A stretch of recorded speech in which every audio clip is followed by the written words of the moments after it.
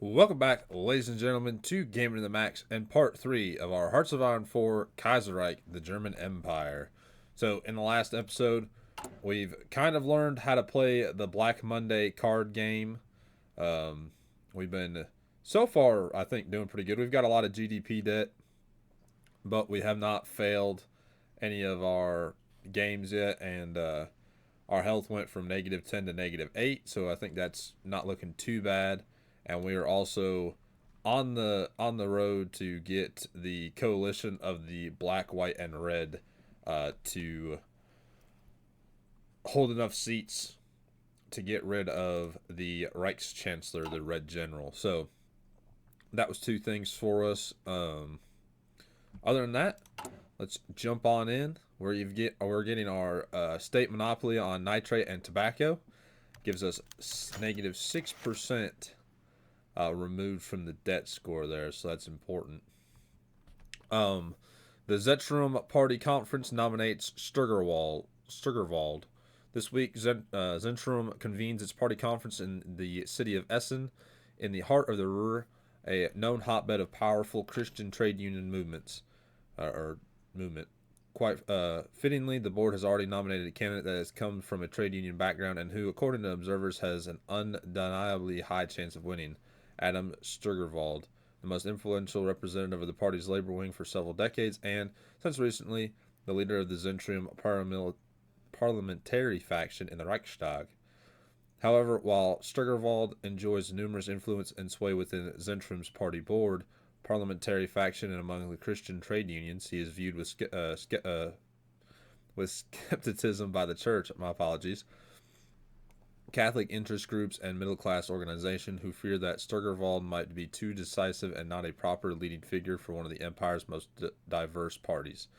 His opponents perceive him as a power-hungry and anti-clerical, and his questionable support of the Reichschancellor Schlinger's Kurfront concept has made him many enemies. Thus, many Zentrum delegates at the conference loudly demand that Sturgerwald should not only be able to run for term under one condition, he has to resign as parliamentary leader in the Reichstag. Will the trade union behemoth negotiate with his opponents under these circumstances?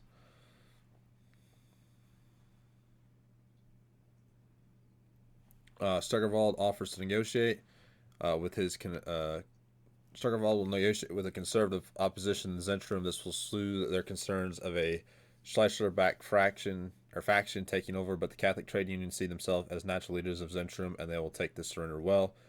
Or he stands firm. Sturgerwald will refuse any concessions to the conservative opposition. The Particulist-minded Bavarian, Luxembourg, and Alsace delegates will not take this well, and challenge will be imminent. Yeah, he will stand firm. We're trying to get rid of those, and we're trying to bring back the conservatives. So we should see in 24 days there's a constitutionalist victory in Bulgaria. And they now have the social conservatives in charge. Alright.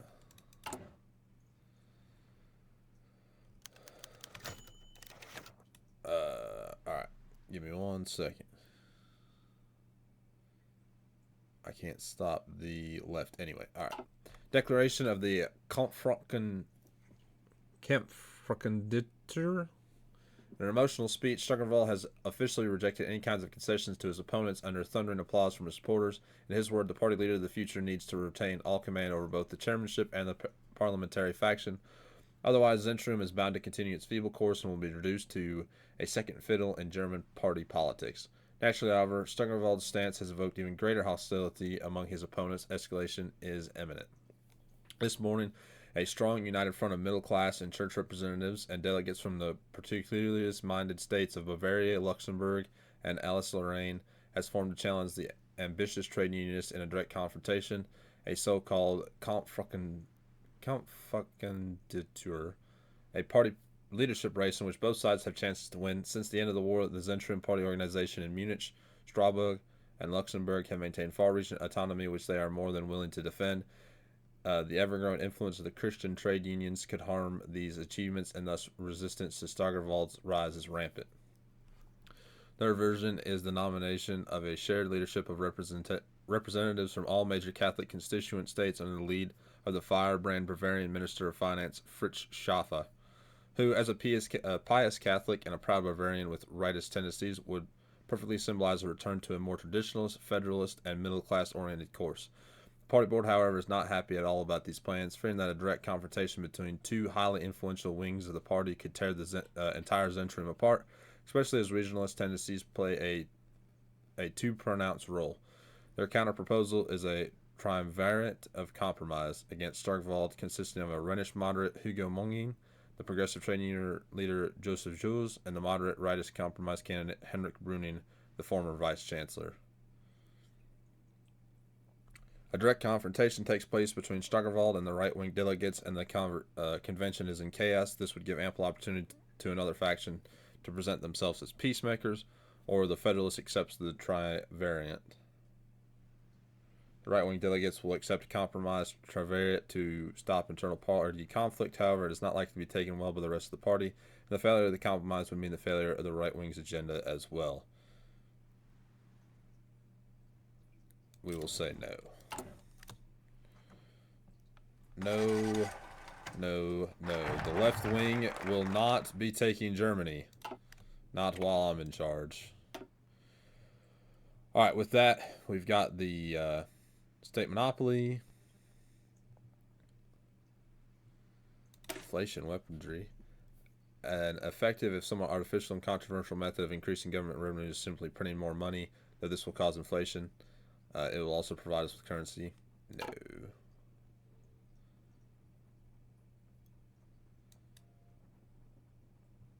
We can do this. The Freewilliger Arbeitenist. The first priority of the new government is to make sure that as few German citizens starve in the streets as possible, we establish a voluntary labor service which will accept and feed the unemployed, employ them in menial, work-intensive labor across the empire, and improve infrastructure while giving our unemployed a helping hand. A coup d'etat in Siam. The Progressive Gambit. The Federalists have rejected the board's counter-proposal and are determined to stick their shared leadership plan with representatives from Prussia, Luxembourg, Alsace-Lorraine, and Bavaria, in which Schaffer would take a prominent leading role. Now direct confrontation is unavoidable, and the future of the entire party could be at stake after the upcoming chairman elections, which are likely to become the most controversial in the entire history of the Zentrum. However, to the surprise of many, a relative obscure faction of the party has capitalized upon this tense standoff for their own benefits: the Progressive Catholics. This wing stands in the tradition of Matthias Erzberg and dominated party leadership during the Volkskrieg in the early 20s, up until his disgraceful downfall following the Erzberg-Helfricher trial of late 1922. Ever since, the progressives have been largely sidelined by moderates, rightists, and trade unionists, but now their time to shine again has seemingly arrived, as when two people quarrel, the third usually rejoice. In a speech full of conciliatory rhetoric, Joseph Wirth, former leader of the progressives in the Reichstag, had suggested the nomination of the Silesian Zentrum prelate Karl Utzaka as a neutral candidate of compromise. According to Wirth, Ulitza stands petty economic, federal, or class interest as a cleric and would be the perfect guiding figure of the party. His election would emphasize the general Catholic worldview of the party instead of the interest of one particular wing. Wirth's suggestion is wholeheartedly embraced by the party board, which believes that this is the nomination of a third neutral candidate would alleviate the tension of the two candidate Kampfkandidatur. What many delegates are, however, unaware of is that this is far from being as politically neutral as Wirth claims, due to his ties with the progressives, making him politically a Trojan horse of a political faction that has long been perceived as dead in the water. Will the third win while the two squabble? The progressive prelate is nominated as a compromise candidate to establish peace between the trade unions and the conservative federalists. If I have anything to say about it, no. We only need Delegation Council. We only need to win the LVP right.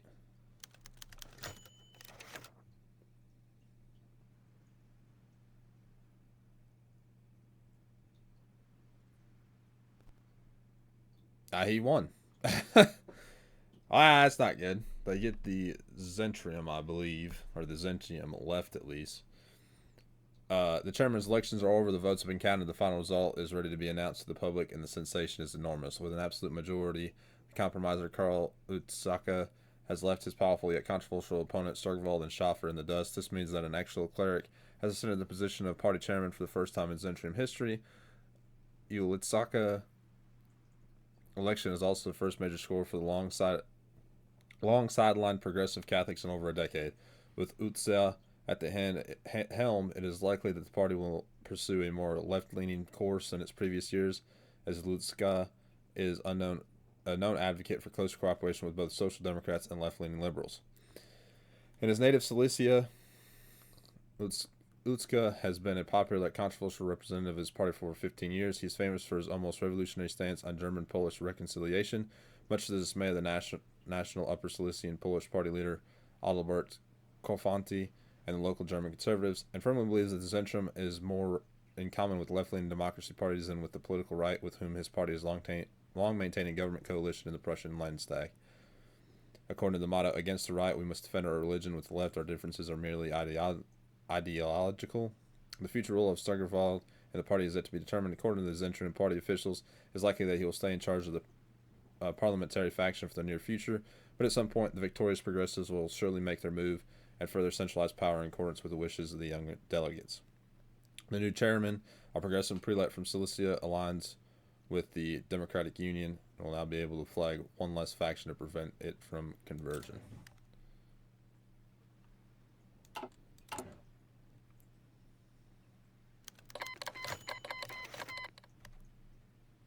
We're no longer getting the arms exports.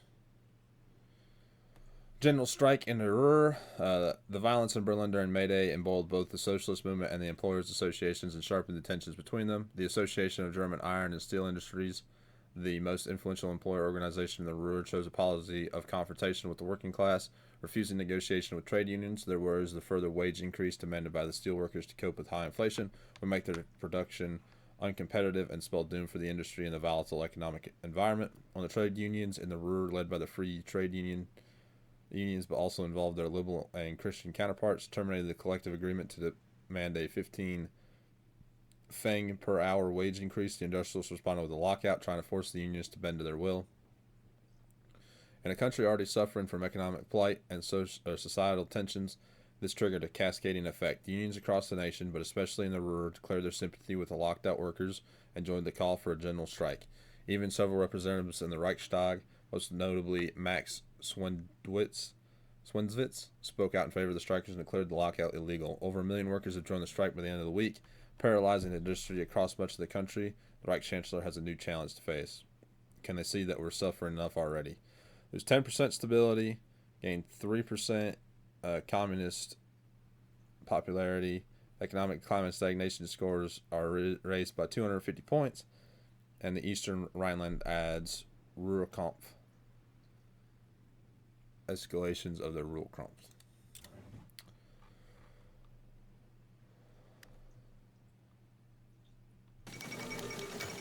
The Yunnan Kling falls in the Civil War. Finland leaves Middle Europa.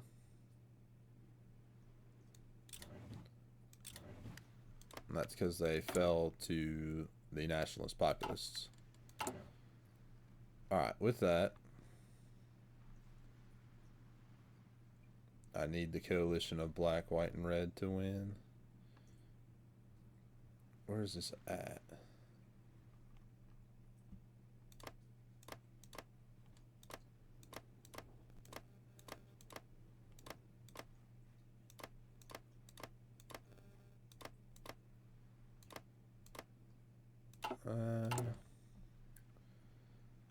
Alright, tensions in Germany. So that's the Ruhrkampf.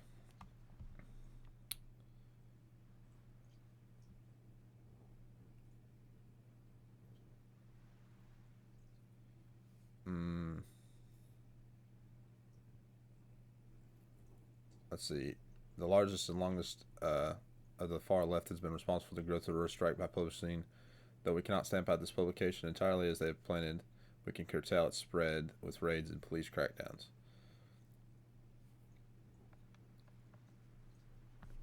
The intensity is 50 of 100 and will increase by 10 every 25 days. We'll establish a curfew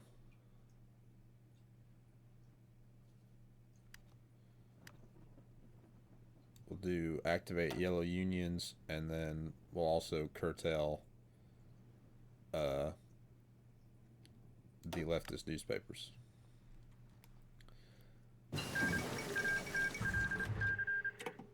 And Queen capitulated. I think that means the communists have. Whoops.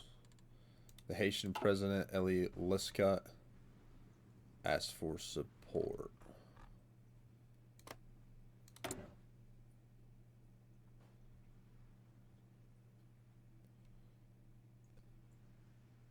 We shall back the legitimate Haitian government. Yeah, that's fine with me.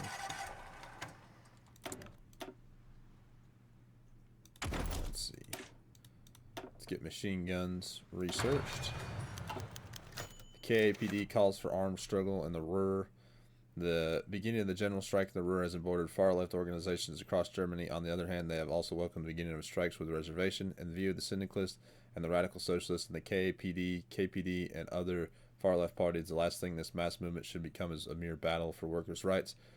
That is hopeless concessionism to the Burgess. I don't know why I can't say that name. Burgesses upper class, which will merely make the revolutions more distant rather than make it draw near. Newspapers such as the Kommunistische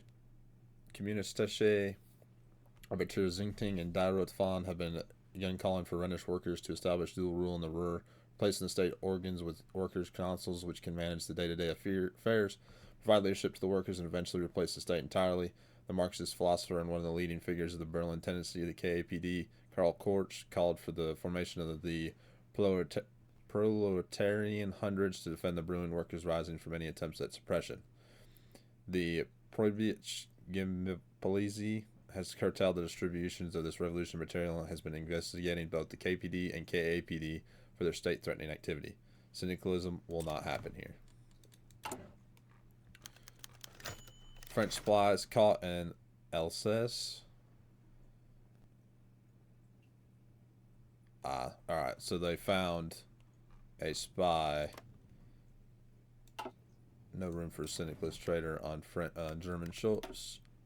German soil. Alright, let's see. Up here for the Black Monday card game. We'll do capital control because it's the inflation crisis.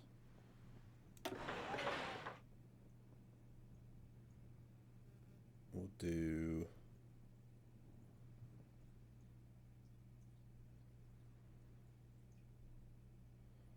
money issuing.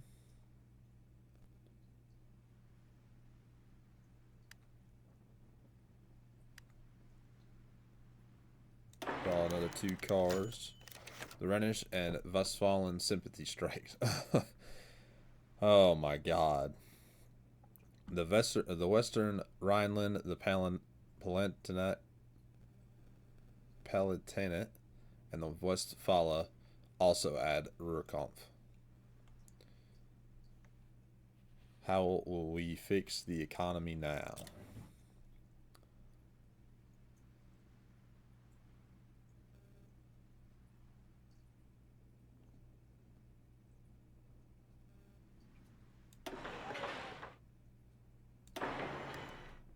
Alright, we're at 129% debt of the GDP, but we're good on our Black Monday.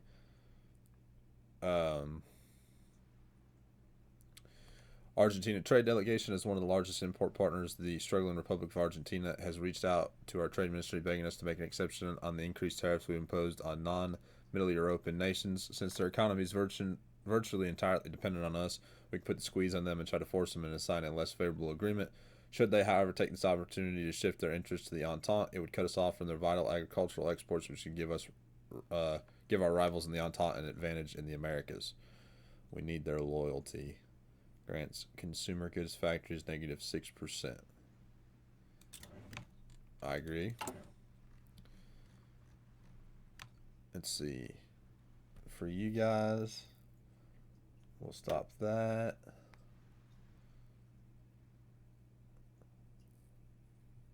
They held enough seats. All right, the coalition of black, white, and red now holds enough seats in the Reichstag to call for a vote of no confidence.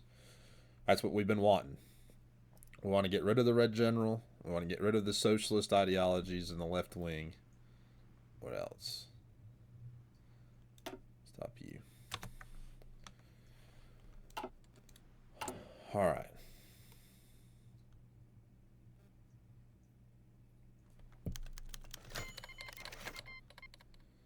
Protests in Ukraine, just as our domestic problem continues to rise, so they do for our most important ally in the East, Hetman Pavlo Skoropadsky, who was backed in the early 1918 as our key ally in Ukraine, has been facing increasing bitter criticisms from the exiled Republican opposition, who have been demanding political and economic reforms. Worrying, the situation seems to be sprawling out of the Hetman's control. It's true that we have little to spare for a Ukrainian ally, but some say that this is a matter of national security, so we failed to provide the form of assistance the Hetman's rule may not be for much longer. Sure that he gets everything.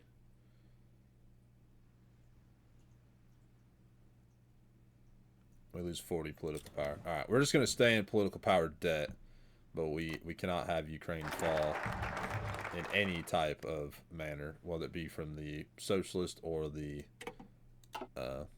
anything.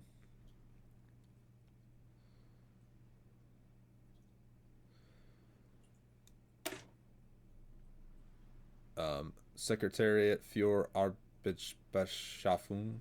The economic crisis has revealed that we cannot fully trust private enterprise to quickly reemploy millions of newly unemployed German workers. Here, the state must intervene to provide relief. We established a Secretariat of Job Creation whose task will be to create and expand large public works. They will use as little machinery and as much manual labor as possible, so we'll be able to provide thousands in the hour of need. Creation of the International Avantgarde Garde. Equipment shipments to East Asia. Such as the cost of an empire. Send 2,500 infantry equipment to East Asia. Wow, we're hurting. Mongol aristocrats take Mongolia. Social Democratic Union support the Ruhr strikes. The effects of Ruhrkampf on striking states will be increased. Which is...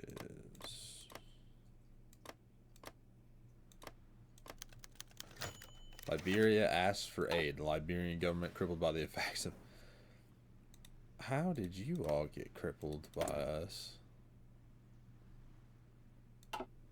We have our own issues to deal with, but the amount they desperately need is small by comparison. In return, it seems like they will join our military alliance in time. Well, what's that's worth? It is another African ally worth the expense of being so magnanimous. Yeah, it's all right. Strike with Luxembourg mining and metal workers unions. Now we got Luxembourg and Viviers. Luxembourg adds it, Viviers removes it. So this territory right here removed it, but Luxembourg added it right there.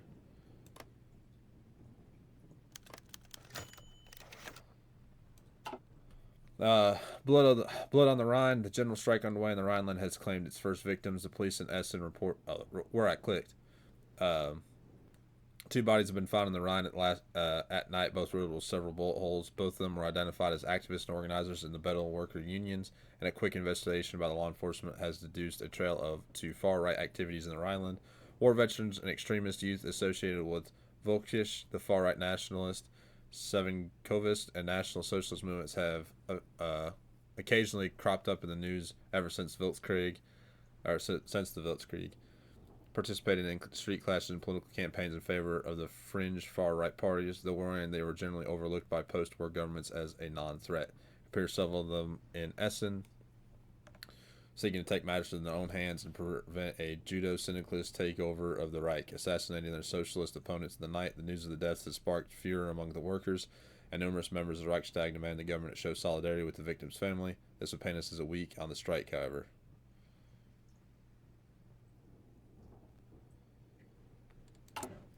Oh my goodness. We're at 15. So it's going to kill our stability and our political power anyway, but this uprising is reduced by 10. Now it's at 5 out of 100. This is horrible. Absolutely horrible.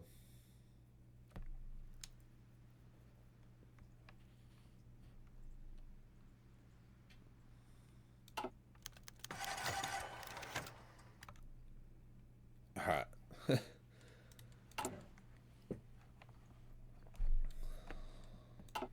Franz von Poppin aligns with the SWR, the black, white, and red. The Conservative Coalition continues to scheme. They have taken advantage of the political crisis suppression legislation to open talks with Franz von Poppin, the leader of the Zentrum Delegation in the Prussian House of Representatives, and a noted leader of the party's right wing. A reactionary nobleman and veteran of the Volkskrieg, Franz von Poppin already fit in the ideological with the Schwarz-Wibrat, and aiming to dissuade any remaining fears about working with the Protestant-dominated DVLP. Erlich von Hassel made use of his contacts in the Reformed Catholic wing of the party.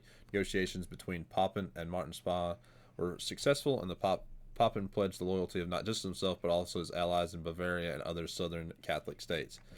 This is a considerable victory for the Black, White, and Red coalition, who have already scored several high-profile endorsements and activity pushed for their chance to launch a conservative revolution. That bastard. I mean, I'm kind of happy about it. Magnus von Volks criticized the government passivity. The government's decision to reimburse the families of the victims of violence in the war was met with open, loud resistance in Reichstag chambers. Conservatives and nationalists whipped up a frenzy, declaring this is no more than a kowtow against national traitors. The most aggressive voice in the opposition is Magnus von Volks, a notable member of the Fatherland Party, one of the heroes of the Battle of Jutland, and a close ally of Alfred von Tribitz. He is infamous across the political spectrum for his hardline stances against syndicalism and far-left views. On the parliamentary floor, Letzow appealed to his and many members of the government's common military background and declared that for us soldiers it is important to stand in a united front in association with the security police, the residents' armed forces, and the technical emergency aid to fight the battle announced by the communists with all sacrifices for the good of the fatherland. He's not the only one, and should the Reichschancellor not heed their demand, the far right in the Reichstag promises to escalate their resistance against his appeasement.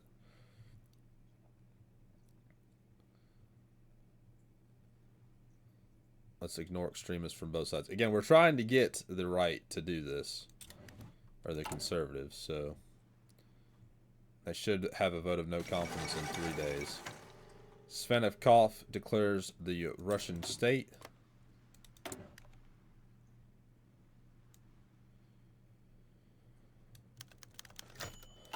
A Lithuanian envoy. The envoy has arrived from Lithuania, wishing to invite representatives from our government to negotiate a new trade agreement. Currently, due to the Treaty of Brest-Litovsk, our subsequent agreements, we have restricted Lithuanian trade from the Baltic Sea. Their goods either go through Memel or Riga. It now appears they wish to have unrestricted access to the Baltic Sea, circumnavigating Memel and Riga. Very well. You guys can take the one port that you don't actually have. And there you go. That is the communist uprising in German East Asia, the Indochina Rebellion.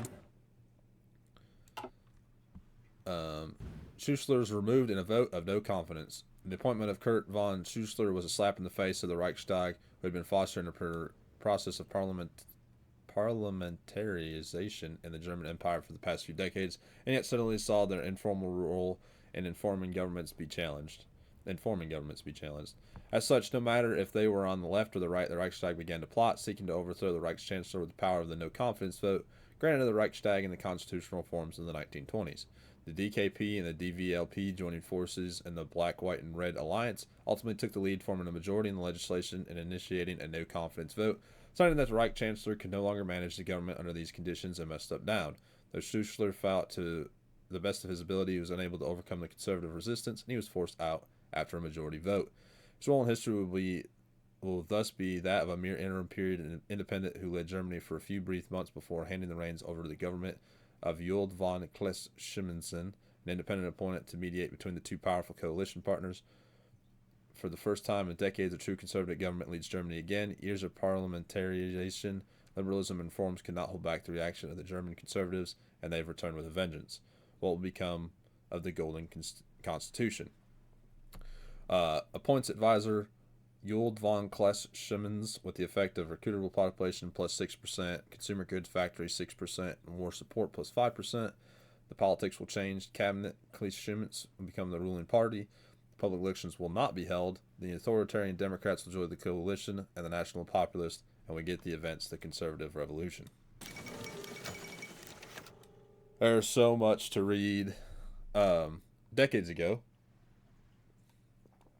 Sammlungspolitik, i.e. bringing certain factions together by establishing a strong front against the emerging political left and for imperialist interests, has been an important tool of the state and the Kaiser as a bulwark. But times have changed, and ever since the Kaiser himself turned unreliable and more of a weak puppet of internationalist parliamentarians, he and the government become a new target of the very same policy he once pursued. Sammlungspolitik against the state. What didn't work out under Alfred von Tribitz in the 1910s and under Wolfgang Kapp and Göring Scheel in the 1920s has now finally become a reality under the able leadership of party chairman Ulrich von Hassel during one of the Germany's darkest hours. This time of aimless moderatism and Schuyler's pseudo leftist experiments are over. Now a truly national front has brought down the rotten power constructions of old. Hopefully once and for all, the conservative revolution is imminent. While the Black, White, and Red Alliance is a diverse coalition of all kinds of right-leaning groups, ranging from harmless middle-class populists and moderate conservatives to far-right industrialists and Volksy, the National Revolutionary German Fatherland Party, and the predominantly agrarian, aristocratic German Conservative Party maintains the upper hand. Selected key ministries of the future government will be split between them, but the nominal leadership of the coalition, the imperial chancellorship, will go to a nonpartisan compromise candidate who enjoys respect among the political, or particularly the entire German right, the famous Uld von Klesch-Schimmens, longtime conservative Prussian civil service official and one of the sharpest critics of Schleicher. It's expected that Kleisch's conciliatory leading role will obviate factionalism within the rightist front. Let us begin. Plus 20% stability. We retire Siegfried, and we get Ulrich von Hassel, which war support plus 5, and paternal autocrat support plus 0.01, and is hired if there are any open political advisor slot, and the social conservatives will join the coalition. So now we're at 20% stability, or negative 24%. The black, white, and red government in Germany, understood.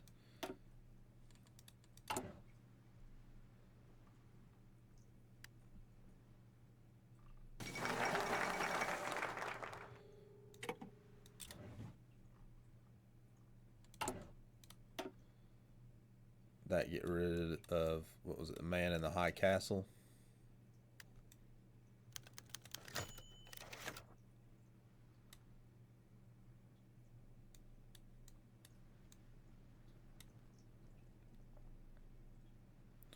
The fall of the Bataki cabinet, the government of Adolf Trotsky von in Prussia was short-lived. The DVLP and the LVP have both severed their membership in the House of Representative coalition.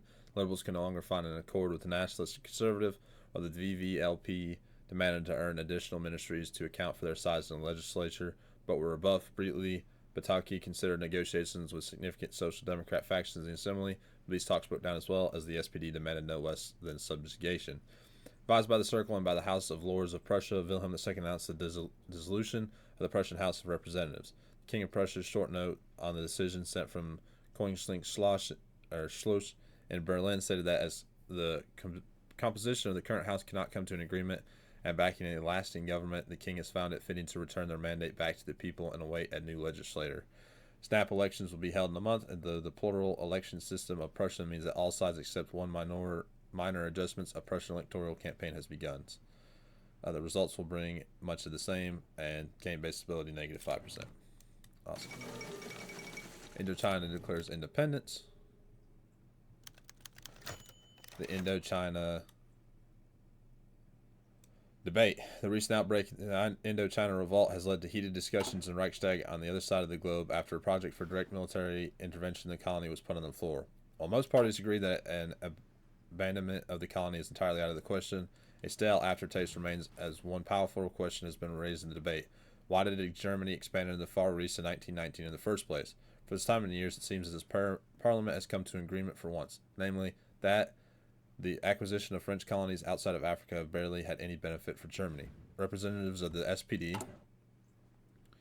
the Social Democratic Party of Germany, argue that colonialism should serve the purpose of civilization, which is already hardly the case in Africa, but is more certainly is not in Asia, where corrupt colonial authorities continue the exploitative legacy of the French and British. Delegates of the Zentrum Party complain that the fact that despite Indochina being initially intended as a replacement for the far-reaching reparations payment, all it has done in recent years is to burn money en masse, therefore contributing to the economic dilemma Germany finds herself in. Even the DVLP reluctantly admits that the acquisition of Indochina has made Germany vulnerable, as it exposed her on her eastern flank to the expansionist Japanese, which worsened the so-called Inkriegung, encirclement of Germany on the global stage, just like in decades prior to the Weltkrieg. In the end, Germany is not that different from the French and British empires before the Weltkrieg and repeats the same mistakes as its predecessor to the jargon of the parliamentarians. However, never-ending discussions remain only that, discussions. It will be the task of our brave Schutztruppe in East Asia to put an end to the rebellion as quickly as possible, and a plan to reinforce the forces in the colonies were ultimately adopted by the Reichstag, established the Indochina Intervention Force. Alright. That is down here. We need 2,000 guns, which we don't have. Come back up to Germany. See, we got liquidity crisis, so do money creation.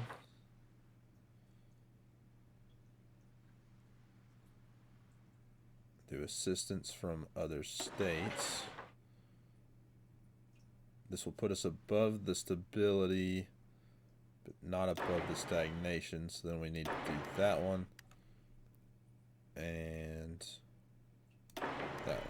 Alright, now we're good on the Black Monday card game for the month. Then we'll get this. The Shower Restoration.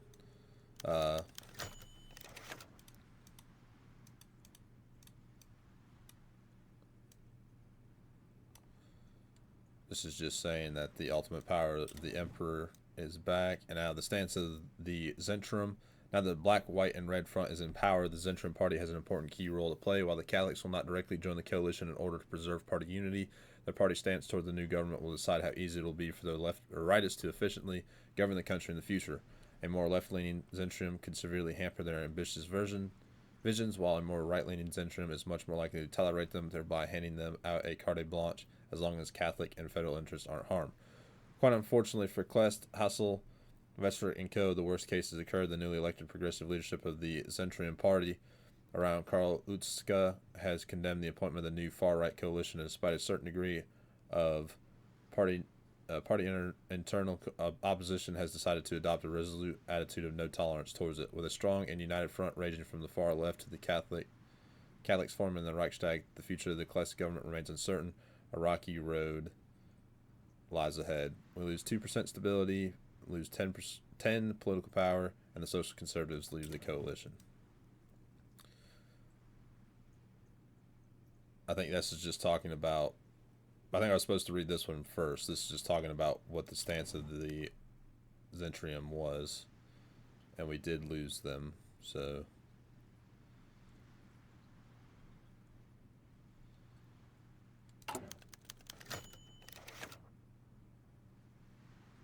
Ironically, now that Schussler has fallen, the very same patriots that once criticized the Democratic parties for selfishness and for putting party interest above the people's interests are now swooping like vultures for the vacant state secretary post, ready to do whatever it takes to get the best of their own party.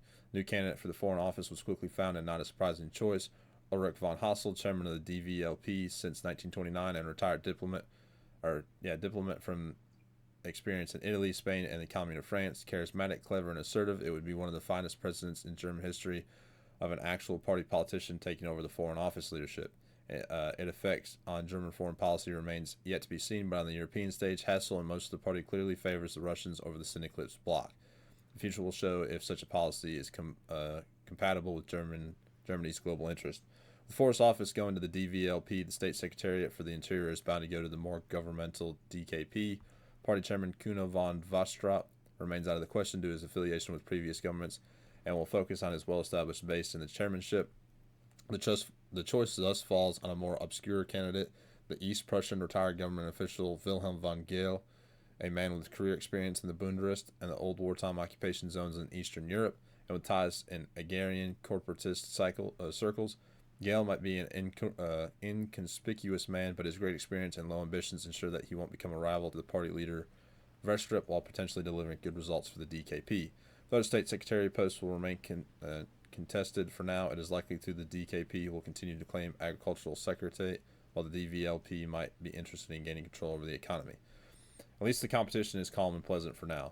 Plus 5% stability and plus 3 for the popularity of paternal autocrats.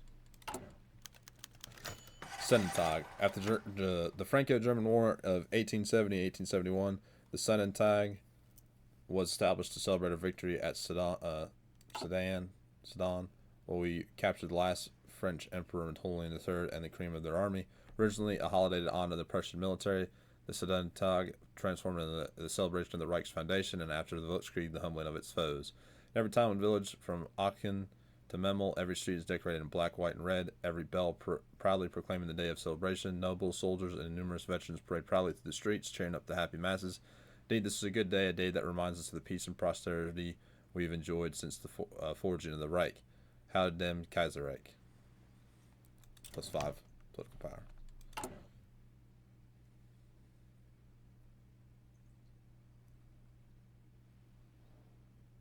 We'll get through with the Secretariat here.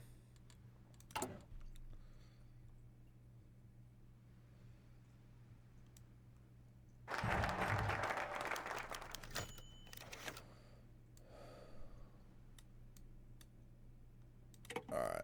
Hugenberg demands the economic office. As expected, the DKP will keep a firm grip on the agricultural matters, with the longtime State Secretary Martin Schailer remaining in his position. Meanwhile, the DVLP has made its move on the economic office, and quite surprisingly for no one else, that the infamous Alfred Hugenberg. Hugenberg is one of the most controversial German political figures, and not without reason. Few politicians can brag about having been involved in the foundation of two of the most influential German far-right organizations, the Extra-Parliamentary Pan-German League in 1890, and the Fatherland Party, which is now the most powerful arm of the ultra-nationalists in the parliamentary politics in 1917. Few can claim to have gained control over one of the world's most powerful conglomerates of media outlets, heavy industry works, and Eastern settlement agencies over such a short time span. Hugenberg's fingers are everywhere like an all-encompassing octopus, and yet the man with the iconic mustache has found himself increasingly isolated within his own party in recent years.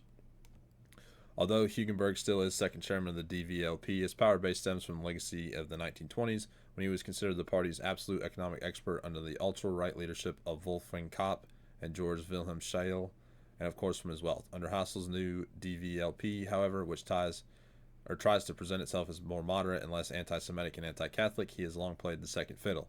His candidacy would be seen as an attempt to assuage the simmering internal conflict between the National Revolutionaries and Reactionaries and attain Hugenberg to his government post. Still, Hugenberg is considered very divisive, and his difficult relations with the Kaiser further complicate the decisions. Perhaps a moderate candidate would be better.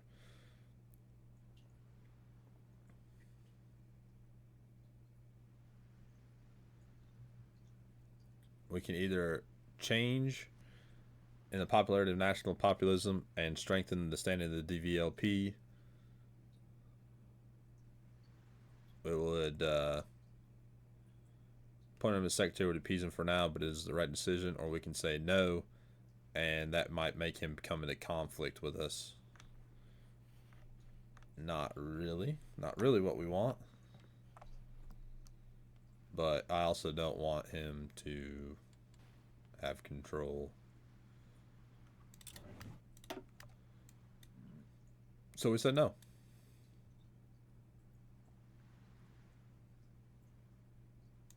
Let's see. We can't do the conservative revolution yet.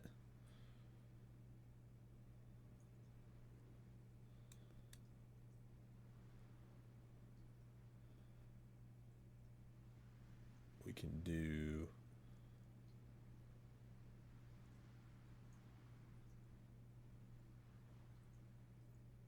Establish a federal income.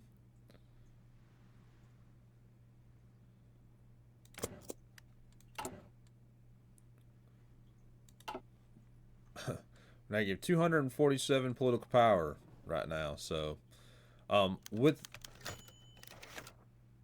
there's an uprising in Ukraine. All right, with Black Monday economic crisis ripping through the world, disorder has been rife in the Ostetaten. This situation has been particularly harsh in the Ukrainian state, with the country's agrarian economy buckling under its own weight. The country, already a tinderbox, now erupted in a civil war with our one-time ally, Semyon Patrullo, and his Republican coalition leading an insurgency in the West. The Ukrainian ambassador Blurn has assured us that the situation is under control and will not compromise the position of the Ostwall or the Ukrainian political situation. Regardless, there's little we can do to actually intervene. Well, we will end on that. This will be the end of episode 3. I hope you all have enjoyed, and I will see you all in the next one.